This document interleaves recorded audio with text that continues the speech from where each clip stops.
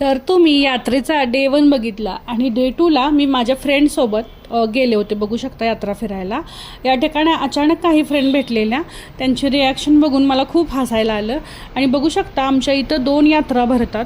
तर आम्ही यावेळी वरती जी भरलेली यात्रा तिकडे गेलेलो आणि आम्ही थोडंसं गोल्ड घेतलेलं. माझ्या मिस्टरांना गोल्डचा खूप शौक आहे, त्यामुळे काही ना काहीतरी सारखं घेतच असतात. तर ते आम्ही कस्टमाइज करून घेतो मोहन ज्वेलर्स वेटा येथून. तर या ठिकाणी बघू शकता खूप सारी शॉपिंग केलेली आहे. तर बघू शकता युनिक अशा डिझाईन या ठिकाणी मिळतील. आणि यातील काय काय घेतलेलं आहे ते कमेंट करून नक्की सांगा. बघू शकता किती छान डिझाईन आहेत. आणि या ठिकाणी माझ्या मिस्टरांकडे खूप सारे चेन आहेत, पण आमच्या मुलासाठी आम्ही ही चेन घेतलेली आहे.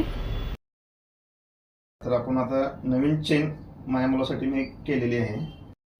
सोन्याच्या वाढत्या दरामुळे माझे मिस्टर काही ना काहीतरी सारखं घेतच राहतात, नंतर घ्यायचं होईल नाही होईल म्हणून.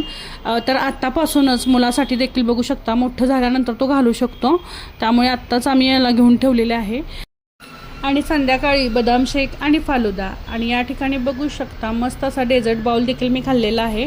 आणि आज होती अक्षय तृतीया. अक्षय तृतीयाला संदीपचा वाढदिवस असतो आणि मी त्याला रिंग गिफ्ट केलेली आहे. तर आजसाठी एवढं. भेटू नेक्स्ट मिनी ब्लॉगमध्ये. तोपर्यंत बाय.